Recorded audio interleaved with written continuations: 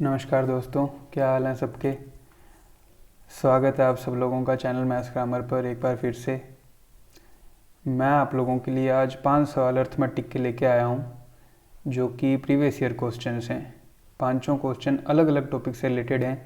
पहले के 3 सवाल जो हैं वो प्री एग्ज़ाम्स के हैं और लास्ट के 2 सवाल जो हैं वो मेंस एग्जामिनेशन के हैं। तो देखते हैं हम सवालों को, इन तरह के सवालों को किस तरह से एग्ज़ाम्स में सॉल्व कर सकते हैं। पहला सवाल आपके सामने प्रॉफिट लॉस टॉपिक से रिलेटेड है। उस सवाल को आप करने की कोशिश करें खुद से। वीडियो को पॉज करके आप सवाल को कर सकते हैं। हाँ जी, तो उम्मीद है आप लोगों ने ये सवाल करके देखा होगा। किस तरह से सवाल करेंगे, करते हैं। देखिए क्या लिखा है सवाल। राहुल एक वस्तु पर, हिंदी और इंग्लिश दोनों में लिखा है सवाल। हिंदी वाले, हिंदी मीडियम के बच्चे हिंदी में देख सकते हैं और इंग्लिश मीडियम वाले एस्पिरेंट्स इंग्लिश मीडियम में देख सकते हैं सवाल को। राहुल एक वस्तु पर क्रय मूल्य से 40% बढ़ाकर लिखता है और 25% की छूट देता है। यदि वह समान वस्तु पर क्रय मूल्य से 60% बढ़ाकर लिखता और 25% की छूट देता तो बाद वाली स्थिति तथा पहले वाली स्थिति में प्राप्त किए गए लाभ का अंतर वस्तु के नए विक्रय मूल्य का कितने प्रतिशत है। जब बढ़ाकर लिखे गए मूल्य का प्रतिशत 60% है। देखो सवाल के अंदर जब एक बारी में यूँ पढ़ लोगे सवाल को तो थोड़ा सा याद नहीं रहता है डेटा, तो आप कोशिश करें कि बारी बारी से किश्तों में सवाल को पढ़ पढ़ के और अपने लिख सकते हैं। जो दी गई डेटा है अपने को उसको मैथ्स में लिख सकते हैं। जैसे कि कैसे, जैसे देखो 3 चीज़ें हैं, सीपी, एसपी और एमपी। मान लीजिए कि जो सीपी है वो 100 है, 100 यूनिट्स हैं। 40% बढ़ाकर लिखा, मतलब एमपी कितना कर दिया होगा, 100 का 40% 40, तो 140 पे एमपी रखा होगा। इसका 25% छूट दे दिया। हमेशा अंकित मूल्य पर छूट देकर चीज़ बेची जाती है, तो 25% का जो मतलब है ना वो 1/4 होता है। 1/4 का मतलब आधे का आधा भी होता है, तो 140 का आधा 70 का आधा 35, 35 की छूट देके चीज़ 105 में बेचती होगी। ठीक है, अब ये क्या बोलता है आगे, यदि वह समान वस्तु पर क्रय मूल्य से 60% बढ़ाकर लिखता। बोलता है कि सीपी अगर 100 होता और 60% बढ़ाकर लिखता और फिर छूट 20% की देता, तो 160 का 25% की छूट वापस है, तो 160 का 25% कितना हो गया, 40 की छूट हो गई। तो चीज़ कितने में बिकती, तो 120 में चीज़ बिकती। नया विक्रय मूल्य 120 आ गया। अब बोलता है कि बाद वाली स्थिति और पहले वाली स्थिति का लाभ का जो अंतर है, कितने का अंतर है, 15 का अंतर है। ये 15 का अंतर है। वस्तु के नए विक्रय मूल्य का कितना परसेंट है, तो कितना परसेंट है भाई, 15। वस्तु के नए विक्रय मूल्य का कितना परसेंट है, नया विक्रय मूल्य कितना है, 120। कितना परसेंट है, तो गुणा 100 कर सकते हैं। अगर गुणा 100 भी नहीं भी करना तो 15/120 1/8 होता है भाई। और 1/8 की डायरेक्ट परसेंटेज वैल्यू 12.5%। इस तरह से एग्जाम में, या फिर 12 से फ्रैक्शन में लिखा होगा तो यूँ। ठीक है, लास्ट वाली वैल्यू की जरूरत नहीं है। बोलता है जब बढ़ाकर लिखे गए मूल्य का 60%, वो तो पता ही है जो अपनों ने बढ़ाकर 60% वाला नया एसपी 60% बढ़ाकर जब लिखा था तब नया एसपी कितना मिला था, 120 मिला था।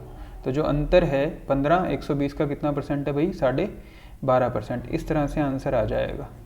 अपने को जो मूल सीपी और एमपी एसपी की जरूरत नहीं है इस सवाल के अंदर। प्रतिशत के अंदर आंसर पूछा है तो हम 100 मान के कर सकते हैं। यहाँ पे आप 100x, 105x, 140x, यहाँ पे वापस 100x, 120x और 160x करते तो भी आंसर 12.5% ही आ जाता। तो अंतर कितना बन जाता, 15x।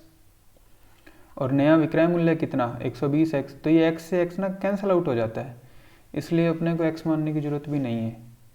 ठीक है, तो हम इस तरह से इस सवाल को कर सकते हैं। 12.5% आंसर आएगा। ऑप्शन जो है वो कौन सा हो जाएगा आपका, ऑप्शन नंबर 5 जो है वो आपका राइट आंसर हो जाएगा। उम्मीद है आप लोगों को ये सवाल समझ में आया होगा। अगला सवाल करते हैं भाई। अगला सवाल है आपका सिंपल इंटरेस्ट और कंपाउंड इंटरेस्ट का एक साथ सवाल है। दोनों लॉजिक साथ में, दोनों कंसेप्ट साथ में लग के सवाल तैयार हुआ है। देखो इस सवाल को और करके बताओ, वीडियो को पॉज करके। हाँ जी, तो देखो सवाल देखते हैं क्या बोलता है। मूलधन तथा 2 वर्षों के चक्रवृद्धि ब्याज का अनुपात जो है 25:11 है। ये बोलता है कि भाई जो प्रिंसिपल है और जो ब्याज है, जो इंटरेस्ट है, और इंटरेस्ट किस तरह का है, कंपाउंड इंटरेस्ट है, इसका जो रेशो है वो कितना है भाई, 25:11। 11 है। ठीक है, तो आप लोग मुझे ये बता सकते हो कि प्रिंसिपल और जो अमाउंट है, मिश्र धन है, अमाउंट मतलब मिश्र धन होता है, ये मिश्र धन है और प्रिंसिपल का मतलब मूल धन है, इसका रेशो कितना हो जाएगा? प्रिंसिपल तो 25 है ही, अगर मैं 25 में 11 ब्याज जोड़ देता हूँ तो अमाउंट मुझे 36 नहीं मिलेगा।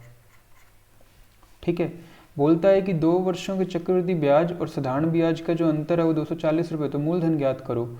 अब देखो, सबसे पहले हमें ना इसमें रेट निकालनी पड़ेगी। तो रेट निकालने का क्या तरीका है कि मूलधन से जो मिश्र धन है वो 36 हो रहा है।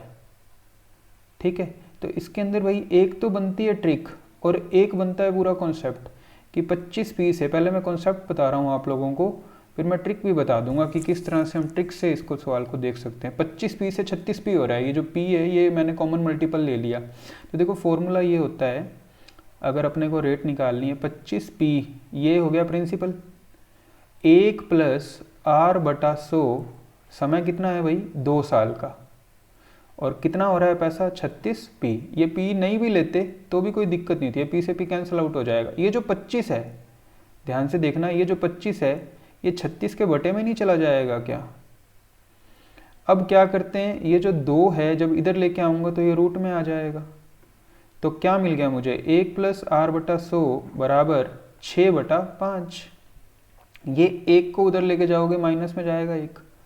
r/100 की जो वैल्यू है वो हो जाएगी 6/5 माइनस 1/1, 6 माइनस 5, 1/5। इस तरह से हम फ्रैक्शन को ऑपरेट कर लेते हैं। तो r की वैल्यू भाई कितनी आ जाएगी? ये 100 ऊपर जाएगा, 100/5 कितना हो जाएगा? 20% हो जाएगा, मतलब दर 20% आ गई। एक तरीका तो देखो दर निकालने का ये है, इसी से ट्रिक बनी है।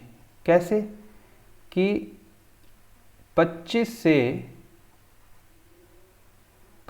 से कितना हो रहा है पैसा? 36 हो रहा है। कितने साल में? 2 साल में हो रहा है। तो देखो दर निकालने के लिए क्या करते हैं, टाइम 1 साल पे लेके आओ। टाइम 1 साल के अंदर देखो समय आधा कर रहे हैं ना, तो प्रिंसिपल पे पावर 1/2 लगा देंगे, आधा का मतलब 1/2, और अमाउंट पे भी पावर 1/2 लगा दो। चीज़ ये कहाँ से बन के आई है? जो चीज़ बता रहा हूँ ना आपको, ये इस कॉन्सेप्ट से निकल के आई है भाई। ये देखो जैसे 36/25 था ना, इस पर रूट लगा था, ये 2 पावर उधर आके 1/2 हो गई थी। इसी तरह से हम इस तरह से इस बात को समझ सकते हैं कि 2 साल के अंदर 25 से 36 हो रहा है। दर निकालने के लिए 1 साल बनाना पड़ेगा। अगर यहाँ पे 3 होता, मान लो 3 साल में प्रिंसिपल से अमाउंट कुछ हो रहा होता, तो पावर जो है प्रिंसिपल और अमाउंट पे 1/3 लग जाती। हमेशा 1 साल पे निकालेंगे तभी हमें दर का पता लगेगा कंपाउंड इंटरेस्ट के अंदर।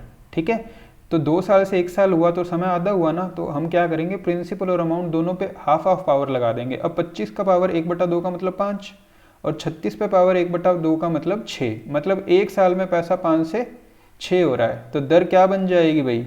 1 बढ़ रहा है पैसा कितने पे? 5 पे, तो 1/5 का डायरेक्ट मान होता है 20%। इस तरह से भाई 20% हमें ज्ञात हो जाएगी दर 1 साल की। समझ में आ गई होगी आप लोगों को?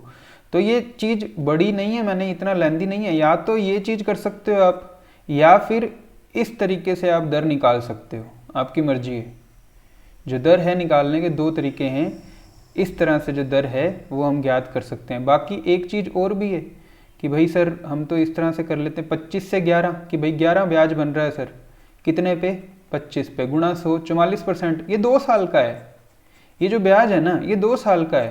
तो कुछ लोग याद भी कर लेते हैं कि सर हम तो डबल जो इम्पैक्ट वाला फॉर्मूला है उससे चीज़ हमने याद करके, 2 साल की जब 44% होती है तो इसका मतलब सर 20% 1 साल की होगी, क्योंकि हमने एक तरह से चीज़ को याद कर रखा है कि भाई 20 + 20 + 20 × 20/100।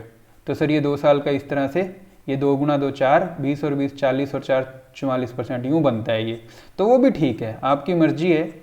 तो बहुत तरीके हैं दर निकालने के, 1 साल की दर जो है वो 20% हो जाएगी। ठीक है, अब देखो आगे बढ़ते हैं हम, और आगे बढ़ते हैं सवाल के अंदर। आगे की जो बात है इधर सॉल्व कर देता हूँ सवाल में, कि 2 वर्षों के चक्रवृद्धि ब्याज साधारण ब्याज का जो अंतर है वो 240 है। बोलता है कि अगर ब्याज 2 साल का चक्रवृद्धि और साधारण ब्याज का जो अंतर है वो 240 है, तो देखो भाई अगर दर 20% 1 साल की साधारण से होती तो 40% 2 साल की होती। तो 4% जो है ना वो ब्याज पे ब्याज बना है, चक्रवृद्धि ब्याज बन के। ठीक है, या फिर आप सीधा बना सकते हो कि मूलधन जो है वो तो क्या रखा है हमने, जो मूलधन है वो कितना रखा है, 25 रखा है ना। तो 25 का 40% मतलब 2/5 कितना आएगा, 10%। अगर साधारण ब्याज बनता ना, सॉरी 10% नहीं, 2/5 का मतलब 25 का 40%, हाँ 2/5 एक तरह से 10 जो है वो ब्याज बन जाता, 10% नहीं 10 ब्याज बनता। लेकिन चक्रवृद्धि ब्याज में 11 बना है, चक्रवृद्धि ब्याज जो है वो 11 बना है, और सिंपल इंटरेस्ट बनता तो 10 बनता। तो अंतर कितना हो गया, 1 का हो गया ना अंतर। तो 1 की वैल्यू जो है ना वो 240 रुपये है। ठीक है, बोलता है कि मूलधन कितना होगा, तो मूलधन तो हम शुरू से ही 25 ही लेके चल रहे हैं ना। तो 25 की वैल्यू 240 गुणा 25, 25 से गुणा कैसे होता है, 24 गुणा 25 600 होता है। या फिर गुणा 25 के लिए हम इसका चौथा टुकड़ा कर सकते हैं 60, आगे 2 जीरो लगा दो, 6000, आपकी मर्जी है। 24 गुणा 25 600, और 1 जीरो जो है वो 24 के आगे जो लगी हुई है वो आ जाएगी। तो आंसर क्या हो जाएगा भाई, 6000 जो है वो फाइनल आंसर हो जाएगा। ठीक है, उम्मीद है आप लोगों को समझ में आया होगा। अगला सवाल देखते हैं। अगला सवाल आप सबके सामने है पार्टनरशिप से रिलेटेड। इस सवाल को वीडियो पॉज करके देखो। हाँ जी, देखते हैं ये सवाल किस तरह से ये सवाल होगा। ये सवाल आपका कैसे होगा, क्या बोलता है, 3 मित्र अभी, अर्जित और निक। बोलता है अभी, एक तो है अभी, एक है अर्चित, और तीसरा व्यक्ति जो है दोस्तों में वो है निक। ठीक है, ये बोलते हैं कि अभी कुल निवेश का 1/3 हिस्सा योगदान करता है। अभी जो है बोलता है कि कुल निवेश जो है ना 1/3 निवेश करता है। तो 1/3 से आप क्या कर सकते हो, 300 मान लो कि टोटल जो निवेश है वो 300 है। तो अभी 1/3 मतलब अभी 300 का 1/3 100 निवेश करता होगा। ठीक है, उसके बाद बोलता है कि अर्चित उतना योगदान करता है जितना अभी और निक साथ मिलकर करते हैं। मतलब अर्चित उतना निवेश करता है जितना अभी और निक ये दोनों मिलकर करते हैं। तो अर्चित जितना निवेश करता है अभी और निक मिलकर करते हैं, इसका मतलब देखो 300 रुपये। इसका मतलब क्या हुआ कि अर्चित ने अकेले ने उतना निवेश किया जितना अभी और निक ने मिलके किया है। तो इसका एक मतलब ये भी तो है कि अर्चित जो है वो टोटल का आधा करता होगा, कि मतलब इसने 150 किया होगा ना, कि 150 का इसने किया और 150 का ही अभी और निक ने मिलकर किया, तभी तो 300 रुपये बराबर पूरे होंगे। इसका मतलब एक इस लाइन का मतलब जो है वो एक तरह से ये भी बनता है कि अर्चित ने जितना निवेश किया उसके बराबर अभी और निक ने मिलकर किया। तो अर्चित का हिस्सा और अभी और निक के टोटल हिस्से को 2 टुकड़ों में बराबर बांट दो, तो वो 150 और 150 बंटेगा। अभी और निक का टोटल 150 बनाना है, 100 अभी इन्वेस्ट कर चुका है, तो निक ने 50 का निवेश किया होगा भाई।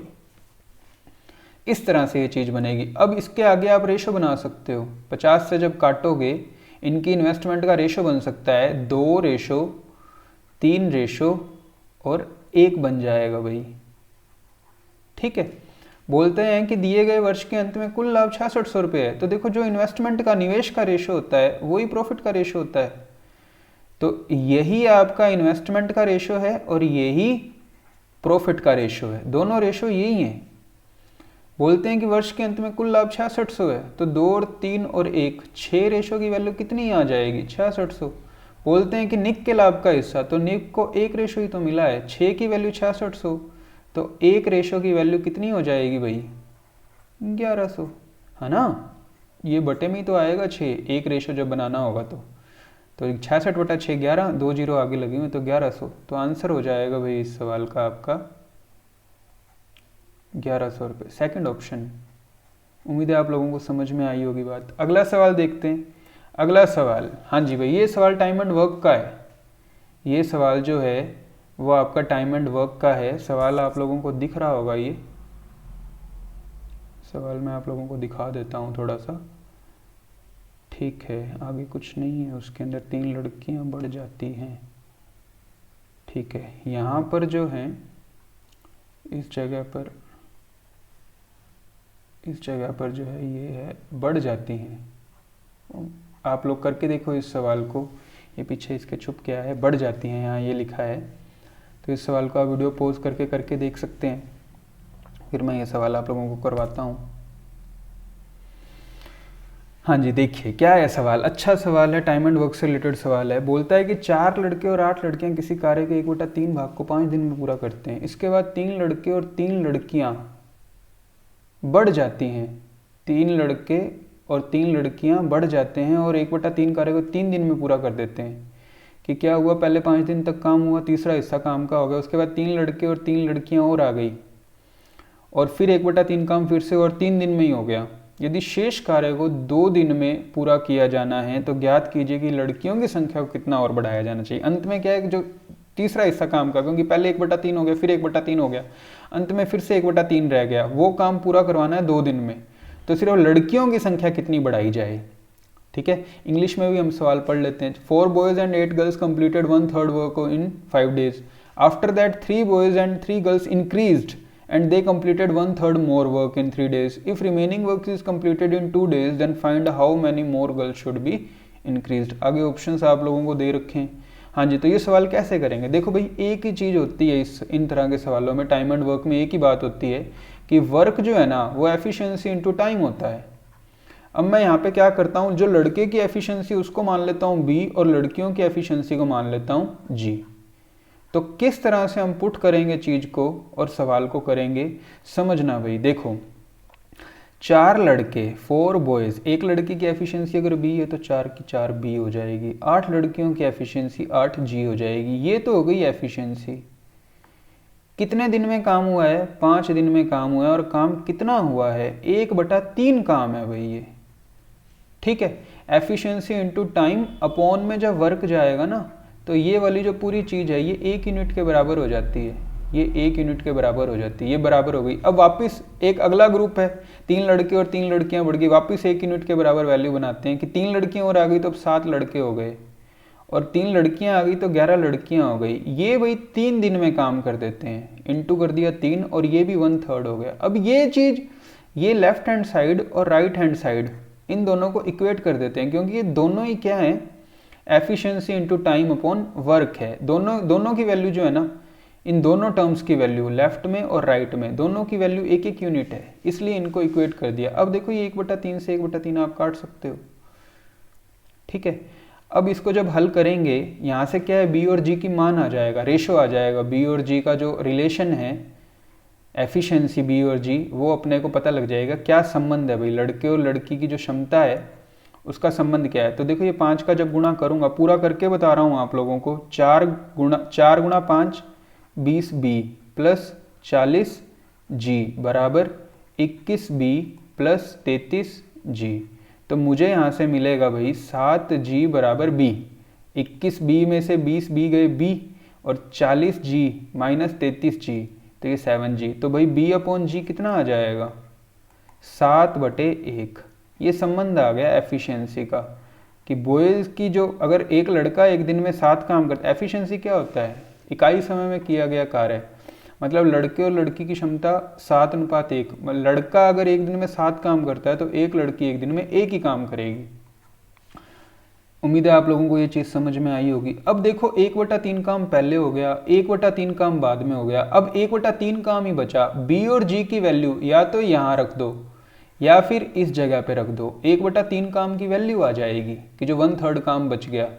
कितना, पूरा काम बनाने की जरूरत नहीं है, सिर्फ वर्क बनाना है, 1/3 काम ही बनाना है। ये भी 1/3 काम है क्योंकि यहाँ अपनों 1/3 काम करवाया है, और ये जो दूसरा टर्म है यहाँ भी ये भी 1/3 काम है। कहीं भी वैल्यू रख दो 1/3 काम की वैल्यू ही आएगी।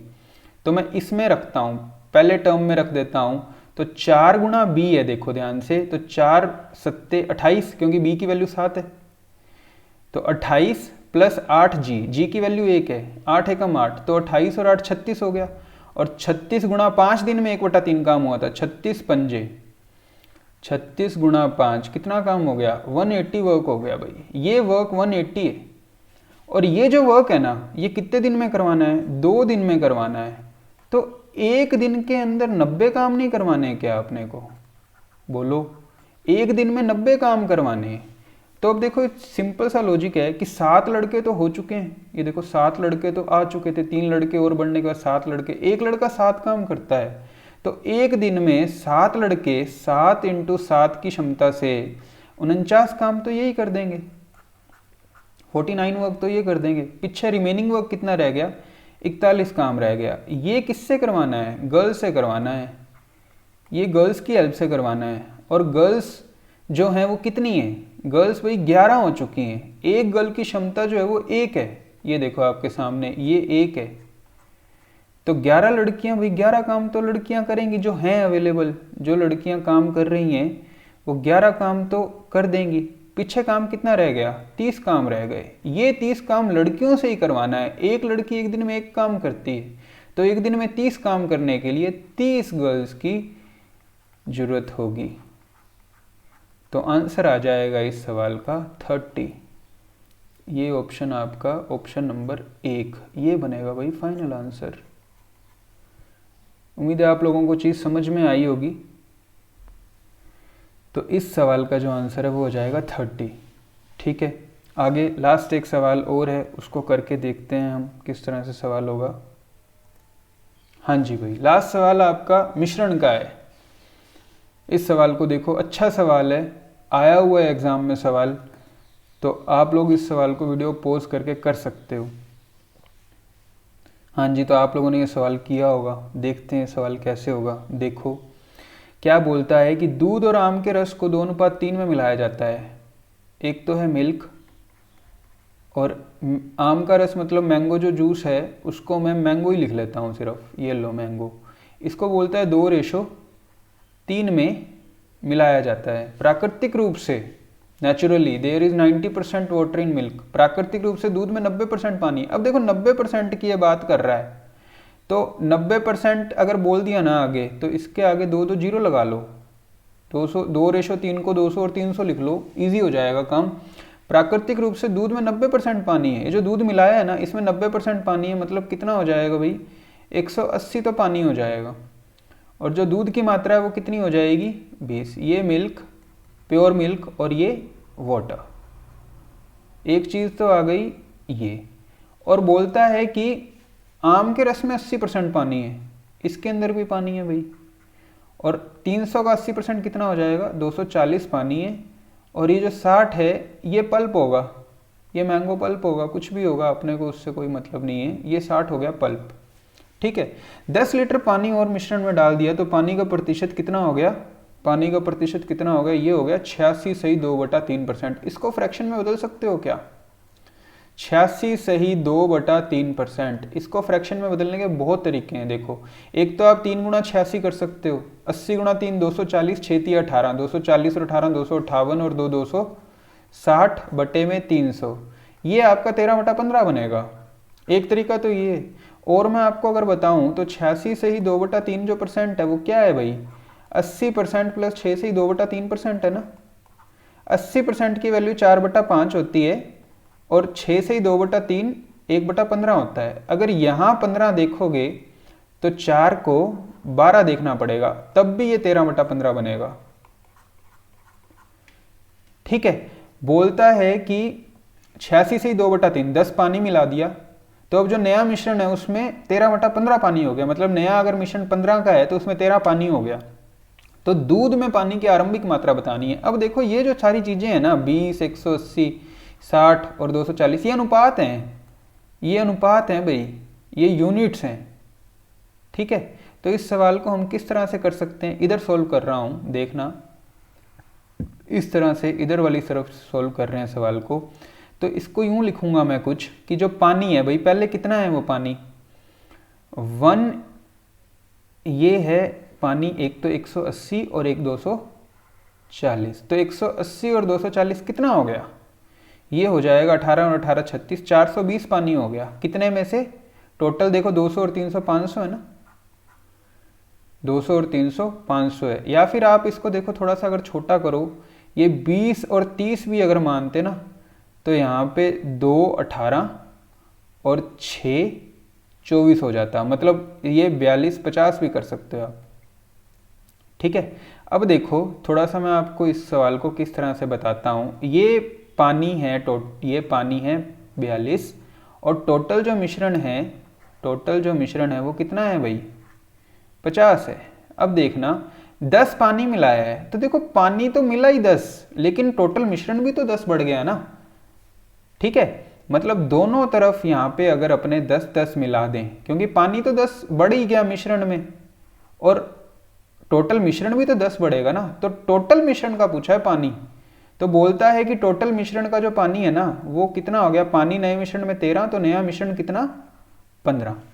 अब देखो रेशो जॉइनिंग से ये सवाल हो सकता है किस तरह से कि 42 और 50 जो है वो 13 और 15 से हम ज्वाइन कर सकते हैं बड़ी इजीली। किस तरह से, क्योंकि दोनों तरफ देखो 10-10 की वृद्धि हो रही है ना। तो क्या है, 42 और 50 का अंतर 8 का है और 13 और 15 का अंतर 2 का है। तो ये रेशो जो लिंक कैसे होंगे, ये रेशो ज्वाइन किस तरह से होंगे कि ये अंतर अगर हम बराबर कर लें, 8 और 2 को बराबर कर लें, तो 2 को 8 बनाया जा सकता है कि जब हम उसमें 4 का गुणा कर दें। तो जहां अंतर 2 का है ना जिन रेशो में, उनको 4 से गुणा कर दो भाई, ये रेशो लिंक हो जाएंगे। ये बन जाएगा 52 और ये बन जाएगा 60। अब देख लो चाहे तो 42 से 52 हो रहा है पानी, कितना बढ़ रहा है, 10 अनुपात बढ़ रहा है, और टोटल जो है मिश्रण 50 से 60 हो रहा है, ये भी 10 बढ़ रहा है। 10 अनुपात बढ़ रहे हैं और मिश्रण में जो मात्रा मिलाई गई है वो भी 10 की है, तो 10 बराबर 10, 10 की वैल्यू 10, 1 की वैल्यू 1 ही आ जाएगी, 1 की वैल्यू 1 ही आ जाएगी। बोला क्या है कि भाई टोटल पहले 50 था मिश्रण, और उसमें बोला है कि दूध में पानी की आरंभिक मात्रा, तो दूध भाई ये रहा 20 है ना, दूध 20 था और मैंगो 30 था, सिर्फ दूध में पूछा है पानी की मात्रा कितनी थी। अब ये सारा कुछ जॉइन है, ये सारा कुछ जॉइन है, तो 20 में पहले पानी कितना था, 18 ही तो था, तो 1 की वैल्यू 1 आई है, तो 18 की वैल्यू भाई 18 आ जाएगी, पहले पानी 18 ही था। तो जो आंसर है वो बन जाएगा 18 लीटर। 1 अनुपात बराबर 1 लीटर आया था ना, तो 18 अनुपात बराबर 18 लीटर आ जाएगा। ये आपका हो जाएगा फाइनल आंसर। इस तरह से उम्मीद है आप लोगों को ये सवाल समझ में आया होगा। अगर आप लोगों को वीडियो अच्छा लगा तो प्लीज़ वीडियो को लाइक करना, शेयर करना और सब्सक्राइब करना। मैं आप लोगों के लिए इस तरह के सवाल और लेके आता रहूँगा। आप लोगों का बहुत बहुत धन्यवाद। मिलते हैं आपसे अगले वीडियो में। Thank you very much.